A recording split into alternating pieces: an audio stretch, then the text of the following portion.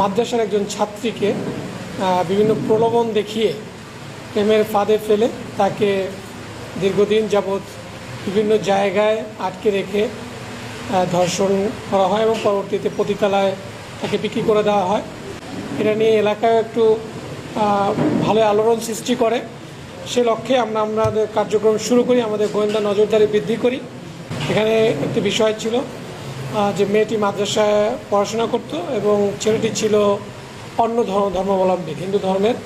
তো এখানে তার পরিচয়টা গোপন করে এই প্রেমের কাজটা করে।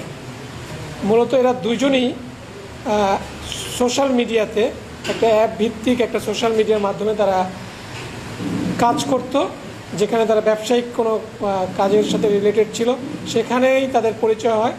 এই পরিচয়ে ছেলেটি তার পরিচয়টা গোপন রাখে, তার যে আসল যে ধর্মটা সেটা সে পরিচয় রাখে এবং মেয়েটা জানতো না। একটা পর্যায়ে আমরা জানতে পারি যে এই ছেলেটা সাতক্ষীরায় আশাশুনি থানার একজন বাসিন্দা এবং তার বয়স অ্যারাউন্ড 20-20-এর মতো করে।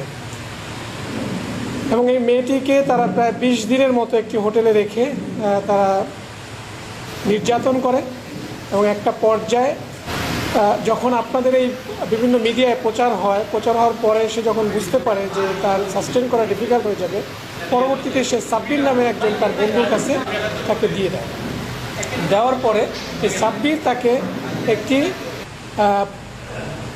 খারাপ জায়গায়, পতিতালয়ের মতো একটা জায়গায় তাকে এক সর্দারনির কাছে তাকে হ্যান্ড ওভার করে। এই পর্যন্ত আমাদের তথ্য আছে।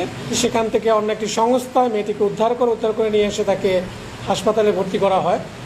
এবং গতকাল আমরা জানতে পারি যে শুভজিৎ সাতক্ষীরাতে আছে এবং সে যখন সোশ্যাল মিডিয়াতে এইভাবে যখন প্রচার শুরু হয়, তখন সে যখন বুঝতে পারে যে আইনশৃঙ্খলা বাহিনী তাকে তার পিছনে লেগেছে এবং তখন সে গত কয়েকদিন যাবতই পার্শ্ববর্তী একটি দেশে পালিয়ে যাওয়ার চেষ্টা করে।